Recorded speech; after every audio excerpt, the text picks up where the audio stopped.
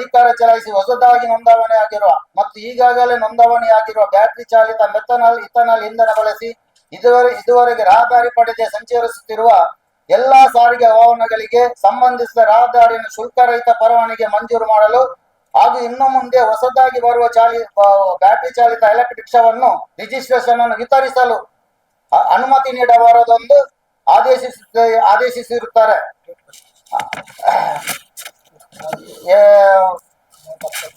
6/12/20 ಈ ಆದೇಶವನ್ನು ಹೊರಬಿದ್ದಿದೆ.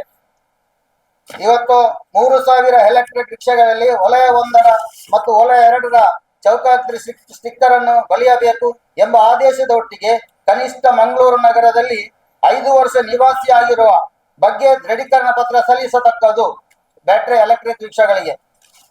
ಈಗಾಗಲೇ ಮಂಗಳೂರು ನಗರ ವ್ಯಾಪ್ತಿಯಲ್ಲಿ ಆಟೋ ರಿಕ್ಷಾ ಹೊಂದಿರುವವರಿಗೆ ಈ ಎಲೆಕ್ಟ್ರಿಕ್ ಆಟೋ ರಿಕ್ಷಾವನ್ನು ಪರವಾನಗಿ ಮಂಜೂರು ಈ ಆಟೋ ರಿಕ್ಷಾವನ್ನು ಪಡೆದುಕೊಂಡಿರುವವರು ಕಡ್ಡಾಯವಾಗಿ ಚಾಲನಾ ಪರವಾನಗಿ ಬ್ಯಾಜ್ ಹೊಂದಿರತಕ್ಕದ್ದು ಹಾಗೂ ಕಡ್ಡಾಯವಾಗಿ ಪರವಾನಗಿದಾರನೇ ಆಟೋ ರಿಕ್ಷಾವನ್ನು ಚಾಲನೆ ಮಾಡತಕ್ಕದ್ದು. ದಿನಾಂಕ 18/8/2020 ನಡೆದ ಪ್ರಾಧಿಕಾರದ ಸಭೆಯಲ್ಲಿ ದಿನಾಂಕ 6/12/2021 ಆದೇಶದ ಜಿಲ್ಲಾಧಿಕಾರಿ ಅವರಿಂದ ಹೊರಬಿದ್ದಿದೆ. ಆದರೆ ಸಾರಿಗೆ ಇಲಾಖೆ, ಪೊಲೀಸ್ ಇಲಾಖೆ ಈ ಆದೇಶವನ್ನು ಕಾರ್ಯಗತಗೊಳಿಸಲು ವಿಳಂಬ ನೀತಿ ಅನುಸರಿಸುತ್ತಿದ್ದು, ಇನ್ನು ಮುಂದೆ ವಿಳಂಬ ನೀತಿ ಅನುಸರಿಸಿದರೆ ಈ ಎಲೆಕ್ಟ್ರಿಕ್ ರಿಕ್ಷಾಗಳನ್ನು ಪಾರ್ಕಿನಲ್ಲಿ ನಿಲ್ಲಲು ಅವಕಾಶ ನೀಡುವುದಿಲ್ಲ ಎಂಬ ಸಂದೇಶದೊಂದಿಗೆ ಪತ್ರಿಕಾ ಮಾಧ್ಯಮದ ಮಿತ್ರರಿಗೆ ನಾನು ಇವತ್ತು ತಿಳಿಯಪಡಿಸುತ್ತೇನೆ. ಇದರ ವಂದನೆಗಳಿಂದ ನನ್ನ ವರದಿಯನ್ನು ಮುಗಿಸ್ತೇನೆ.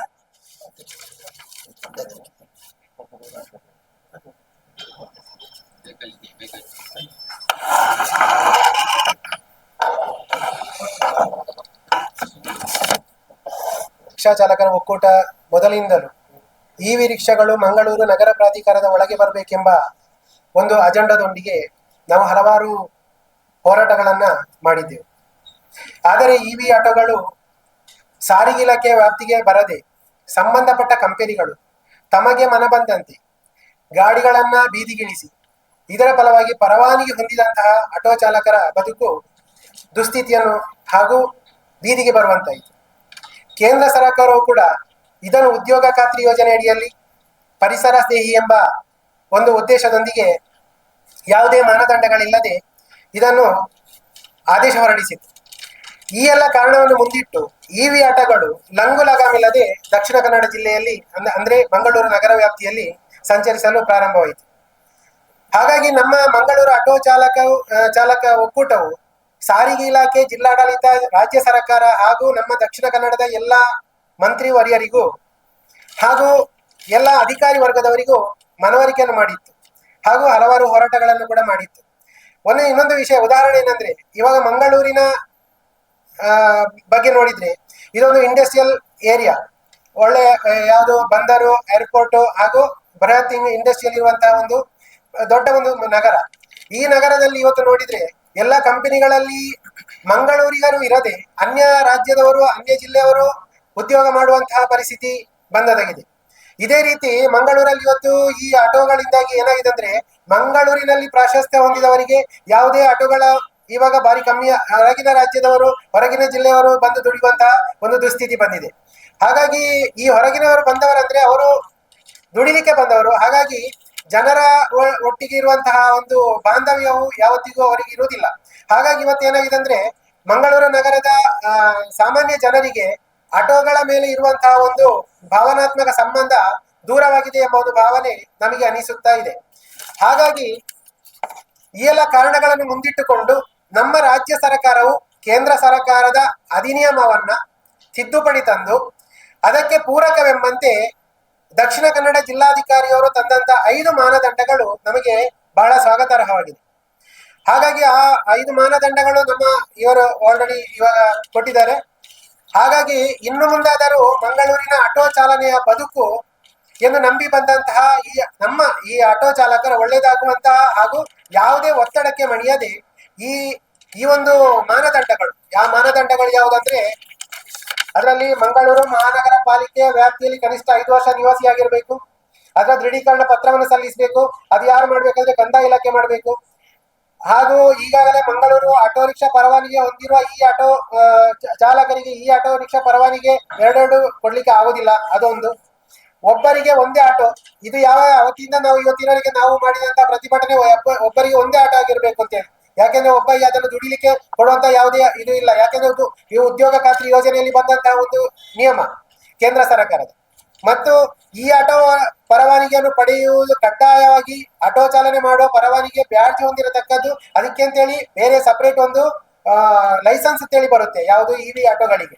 ಅದನ್ನು ಕೂಡ ಅವ ಕಡ್ಡಾಯವಾಗಿ ಹೊಂದಿರಬೇಕೆಂಬುದು ನಮ್ಮ ಜಿಲ್ಲಾಧಿಕಾರಿಯವರ ಮಾರ್ಗಸೂಚಿ. ಆ ಮಾರ್ಗಸೂಚಿಯಂತೆ 18/8/2025 ಇದು ಕಾರ್ಯರೂಪಕ್ಕೆ ಬಂದಿದೆ.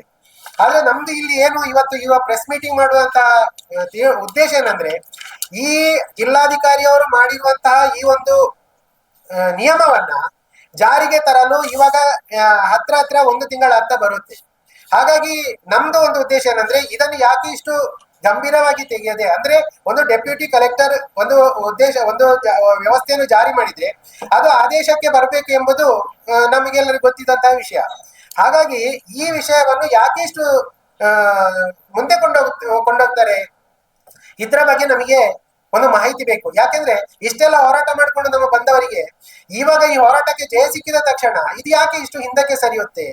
ಹಾಗಾಗಿ ಇದನ್ನು ಆದಷ್ಟು ಶೀಘ್ರವಾಗಿ ಮಾಡಿದ್ರೆ ಎಲ್ಲರಿಗೂ ಒಳ್ಳೆಯದು ಎಂಬುದು ನಮ್ಮ ಈ ಒಕ್ಕೂಟದ ಒಂದು ತೀರ್ಮಾನ. ಹಾಗೂ ನಮ್ಮ ಈ 7,000 ರಿಕ್ಷಾ ಚಾಲಕರು ಪರವಾನಗಿ ಹೊಂದಿದವ ರಿಕ್ಷಾ ಚಾಲಕರ ಒಕ್ಕೂರಿನ ಬೇಡಿಕೆ. ಹಾಗಾಗಿ ಇಲ್ಲಿಗೆ ನಾನು ಹೇಳುದು ಇನ್ನೊಂದು ವಿಷಯ, ಈ ಎಲ್ಲ ನಮ್ಮ ಈ ಕೆಲಸ ಈ ಆದೇಶಗಳಿಗೆ ಯಾರೆಲ್ಲ ನಮಗೆ ಸಹಾಯವನ್ನು ಮಾಡಿದ್ರು ಅಂದ್ರೆ, ಸಹಾಯ ಅಂದ್ರೆ ಇದಕ್ಕೆ ಕಾನೂನು ರೀತಿಯಲ್ಲಿ, ರಾಜಕೀಯ ರೀತಿಯಲ್ಲಿ, ರಾಜಕಾರಣ ರೀತಿಯಲ್ಲಿ, ಇನ್ನಿತರ ಯಾವುದೇ ಸರ್ಕಾರಿ ಕಾರ್ಯದಲ್ಲಿ ಆಗಲಿ ಅವರಿಗೆಲ್ಲ ನಾವು ಇದಕ್ಕೆ ಧನ್ಯವಾದ ಸಲ್ಲಿಸಬೇಕಾಗುತ್ತೆ. ಹಾಗಾಗಿ ನಮ್ಮ ಬೇಡಿಕೆಯನ್ನು ಸಹಕರಿಸಿದಂತ ಘನ ರಾಜ್ಯ ಸರ್ಕಾರ, ಘನ ನ್ಯಾಯಾಲಯ, ದಕ್ಷಿಣ ಕನ್ನಡ ಜಿಲ್ಲೆಯ ಎಲ್ಲಾ ಮಂತ್ರಿವರಿಯರು, ಜಿಲ್ಲಾಧಿಕಾರಿಯವರಿಗೆ ಹಾಗೂ ಇದಕ್ಕೆ ಸಂಬಂಧಿಸಿದ ಸಾರಿಗೆ ಇಲಾಖೆಯ ಅಧಿಕಾರಿ ವರ್ಗದವರಿಗೂ ಹಾಗೂ ನಮ್ಮ ಈ ವಿಚಾರಗಳನ್ನ ಜನರಿಗೆ ತಲುಪಿಸಬೇಕು ಎಂಬುದನ್ನು ಮಾಡುವಂತಹ ಕೆಲಸ ಕಾರ್ಯವನ್ನು ಮಾಡುವುದು ನಮ್ಮ ವಾರ್ತಾ ಇಲಾಖೆ ಹಾಗೂ ಪತ್ರಿಕೋದ್ಯಮ. ಹಾಗೂ ಅವರಿಗೂ ಕೂಡ ನನ್ನ ಧನ್ಯವಾದಗಳನ್ನ ನಾನು ಒಕ್ಕೂಟದ ಕಾರ್ಯದರ್ಶಿ ಸಲಹೆಗಾರನಾಗಿ ಅವರಿಗೆ ಕೊಡ್ತಾ, ಹಾಗೂ ನಮಗೆ ಧನಾತ್ಮಕವಾಗಿ ಹಾಗೂ ತಮ್ಮ ಸ್ವಯಂ ಘೋಷಿತವಾಗಿ ನಮಗೆ ಯಾರೆಲ್ಲ ಈ ಆಟೋ ಚಾಲಕ ಮಾಲಕರು ನಮಗೆ ಸಹಕಾರವನ್ನು ಕೊಟ್ಟಿದ್ದಾರೋ ಅವರಿಗೂ ಕೂಡ ನನ್ನ ಧನ್ಯವಾದಗಳನ್ನ ಹೇಳುತ್ತಾ ನನ್ನ ಈ ಮಾತುಗಳನ್ನು ಮುಗಿಸ್ತೇನೆ.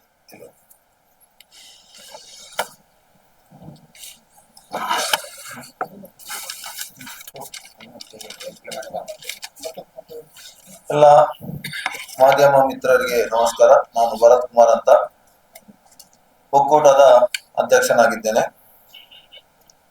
ನಾನು ಈ ಪತ್ರಿಕಾ ಮಾಧ್ಯಮ ಮತ್ತು ದೃಶ್ಯ ಮಾಧ್ಯಮದವರ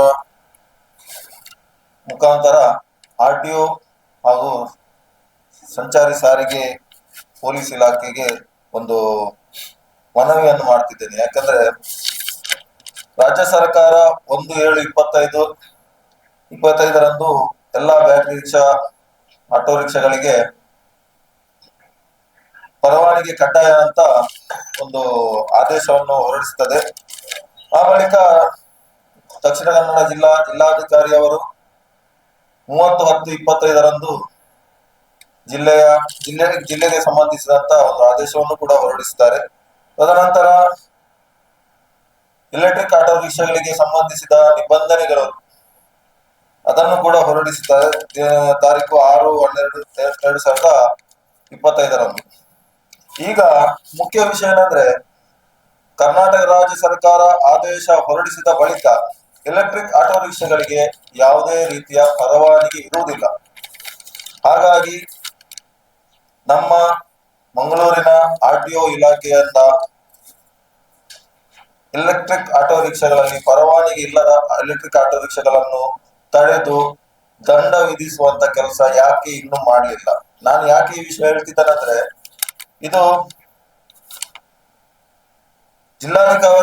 ಜಿಲ್ಲಾಧಿಕಾರಿ ಅವರ ಆದೇಶ ಬಂದು ತಿಂಗಳುಗಳೇ ಕಳೆದಿದೆ. ಅದೇ ಒಬ್ಬ ಎಲೆಕ್ಟ್ರಿಕ್ ಆಟೋ ರಿಕ್ಷಾ ಚಾಲಕರು ಅಥವಾ ಮಾಲಕರು ಯಾರೇ ಇರ್ಬೋದು, ಅವರು ಅರ್ಜಿ ಸಲ್ಲಿಸಿ ಸಾರಿಗೆ ಪ್ರಾಧಿಕಾರಕ್ಕೆ ಅರ್ಜಿ ಸಲ್ಲಿಸಿ ಪರವಾನಗಿಯನ್ನು ಪಡೆದುಕೊಳ್ಳತಕ್ಕದ್ದು ಅಂತ ಆದೇಶವನ್ನು ಹೊರಡಿಸಿದ್ದರೂ ಸಹ ಯಾರು ಅದರ ಬಗ್ಗೆ ಗಂಭೀರವಾಗಿ ತಗೊಳ್ಳಿಲ್ಲ ಅವರು.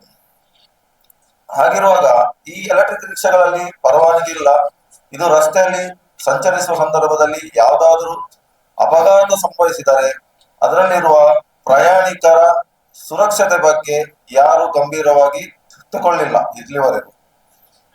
ಒಂದು ವೇಳೆ ಅಪಘಾತ ಸಂಭವಿಸಿ ಏನಾದರೂ ಪ್ರಾಣಹಾನಿ ಆದ್ರೆ, ಪ್ರಯಾಣಿಕರದ್ದು ಪ್ರಾಣಹಾನಿ ಆದ್ರೆ, ಕೆಲವೊಂದು ರಿಕ್ಷಾಗಳಲ್ಲಿ ಎಲೆಕ್ಟ್ರಿಕ್ ರಿಕ್ಷಾಗಳಲ್ಲಿ ಶಾಲಾ ಮಕ್ಕಳ ಟ್ರಿಪ್ಗಳನ್ನು ಮಾಡ್ತಿದ್ದಾರೆ. ಹೀಗಿರುವಾಗ ನಮ್ಮ ಸಾರಿಗೆ ಪೊಲೀಸರು ಕೂಡ ಮೌನವಾಗಿದ್ದಾರೆ, ಗೊತ್ತಿಲ್ಲ ಅವರಿಗೆ ಮಾಹಿತಿ ಇಲ್ಲ ಅಥವಾ ಮಾಹಿತಿ ಪಡ್ಕೊಂಡಿಲ್ವೋ ಗೊತ್ತಿಲ್ಲ ಅದರ ಬಗ್ಗೆ. ಅದರ ಜೊತೆಗೆ ಈಗ ಹೊಸದಾಗಿ ಒಂದು ಬಂದಿದೆ ಏನಂದ್ರೆ, ಎಲೆಕ್ಟ್ರಿಕ್ ರಿಕ್ಷಾಗಳಿಗೆ ಹೊಸದಾದ ಒಂದು ಎಲೆಕ್ಟ್ರಿಕ್ ರಿಕ್ಷಾಗಳಿಗೆ ಅಂತಾನೆ ಒಂದು DL ಅಂತ ಬಂದಿದೆ ಅಂತ ಒಂದು ತಿಳಿದು ಬಂದಿದೆ. ಹಾಗಿರುವಾಗ ಎಲ್ಲ ಎಲೆಕ್ಟ್ರಿಕ್ ರಿಕ್ಷಾಗಳನ್ನು ತಪಾಸಣೆ ನಡೆಸಿ ಅದರ ಬಗ್ಗೆ ಸೂಕ್ತ ಕ್ರಮ ಕೈಗೊಳ್ಬೇಕಂತ ನಾನು ಈ ಮಾಧ್ಯಮದ ಮಿತ್ರರ ಸಮ್ಮುಖದಲ್ಲಿ ಹೇಳ್ತಿದ್ದೇನೆ. ಹಾಗೂ ದಯವಿಟ್ಟು ನಮ್ಮ ಸಾರಿಗೆ ಪ್ರಾಧಿಕಾರ ಇದನ್ನು ಆದಷ್ಟು ಬೇಗ ಕಾರ್ಯಗತಗೊಳಿಸಬೇಕಂತ ನಮ್ಮ ಒಕ್ಕೂಟದಿಂದ ನಾನು ನಿಮ್ಮಲ್ಲಿ ಕೇಳಿಕೊಳ್ತಿದ್ದೇನೆ. ಅದೇ ರೀತಿ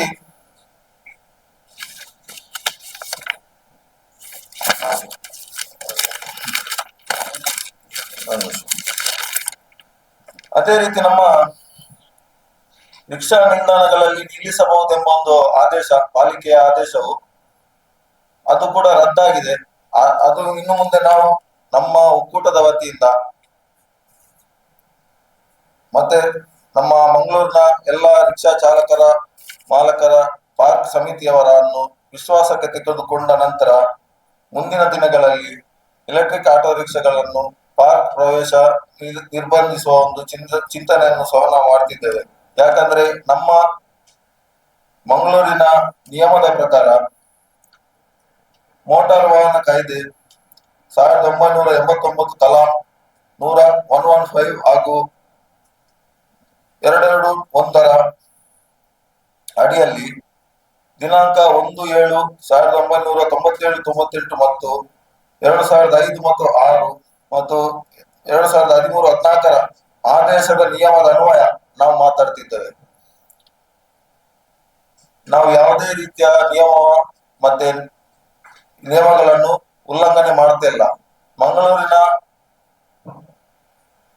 ಮಂಗಳೂರಿನ ಪ್ರದೇಶದಲ್ಲಿ ಬಾಡಿಗೆ ಮಾಡಬೇಕಾದ್ರೆ, ಪಾರ್ಕ್ಗಳಲ್ಲಿ ರಿಕ್ಷಾಗಳನ್ನು ನಿಲ್ಲಿಸಬೇಕಾದ್ರೆ ಮಂಗಳೂರಿನ ಪರವಾನಗಿ ಮತ್ತು ಕ್ರಮ ಸಂಖ್ಯೆ ವಲಯ 1ರ ಕ್ರಮ ಸಂಖ್ಯೆ ಕಡ್ಡಾಯ ಎಂದು 2005 ಇದು ನಿಯಮ ಬಂದಿದೆ. ಹಾಗಾಗಿ ಜಿಲ್ಲಾಡಳಿತ ಮತ್ತು RTO ಪೊಲೀಸ್ ಇಲಾಖೆ ಎಲ್ಲರೂ ಈ ಬಗ್ಗೆ ಗಂಭೀರವಾಗಿ ತನಿಖೆಯನ್ನು ನಡೆಸಿ ಒಂದು ಸೂಕ್ತ ಕ್ರಮವನ್ನು ವಹಿಸಬೇಕಂತ ನಾನು ಕೇಳಿಕೊಳ್ತಿದ್ದೇನೆ.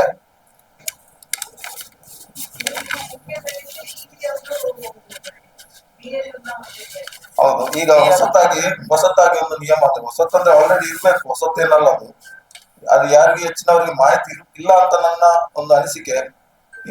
ಇಲ್ಲ ಅಂತ ಗೊತ್ತಿದ್ರೆ ಅವರು ಸಾರಿಗೆ ಇಲಾಖೆಯಲ್ಲಿ ಅದರ ಬಗ್ಗೆ ಮಾಹಿತಿ ತಿಳ್ಕೊಳ್ಬಹುದು.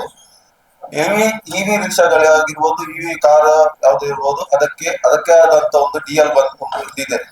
ಅದರದೊಂದು ಕಾಪಿ ಕೂಡ ನಮಗೆ ಸಿಕ್ಕಿದೆ.